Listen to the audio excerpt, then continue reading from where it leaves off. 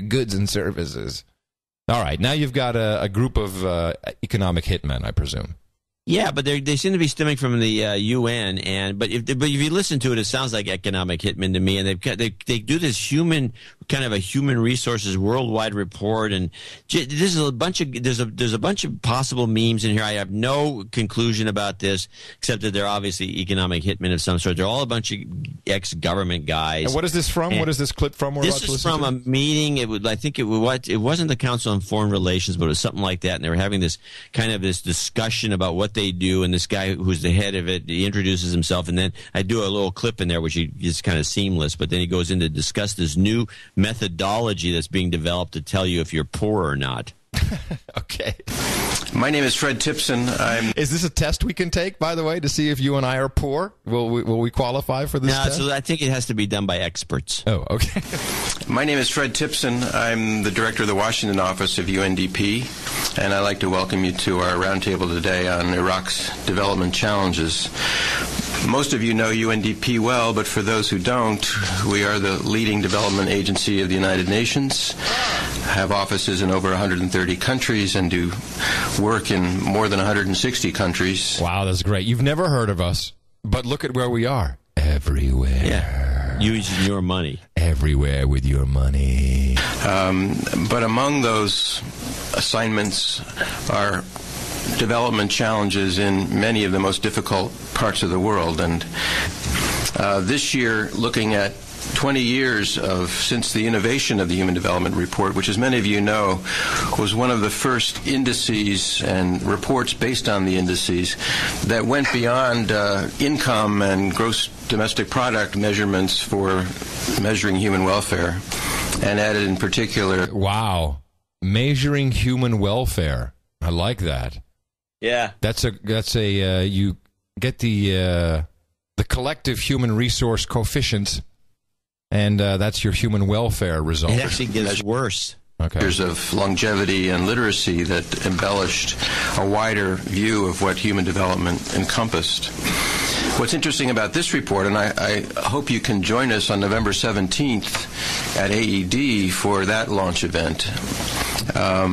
What's interesting... Mark it in your calendar, John. We have to join him for that event. Is that there are a number of new indices that have been proposed and added in that report. One measuring inequality, one measuring gender empowerment, and one which is called the... Gender empowerment.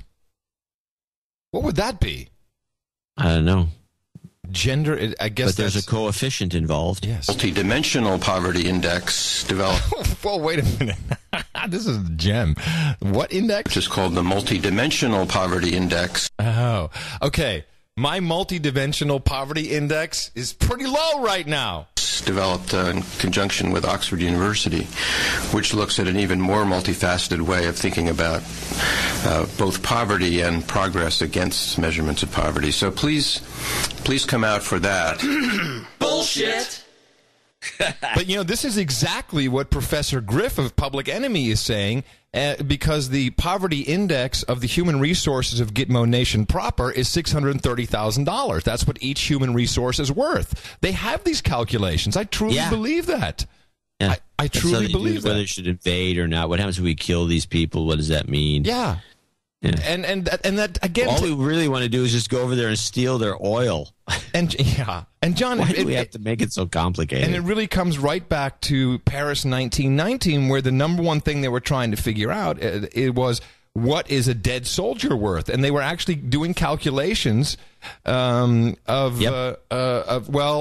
is what a human resource could have produced in their lifetime. This is the contribution to the GDP. This is how all governments and all leaders literally think about us. Yeah, you're a human resource. You're basically just a line item. Unfortunately, you and I are below the line. But actually, that could be good. I don't know. That might actually be good. Dvorak.org/NA. Help us out. We really do. But the whole thing is distressing, and the whole that 1919 went into this thing, and that's what these guys are doing.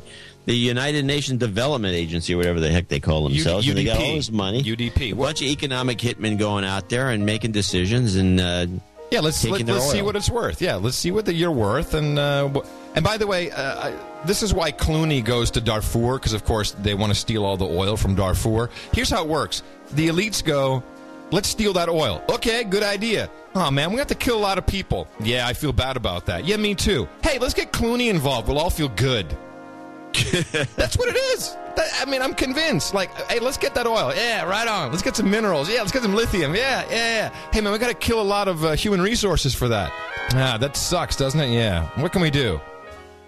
Hey, Clooney's got to be free. Bring him in. We'll all feel good. We'll do a benefit.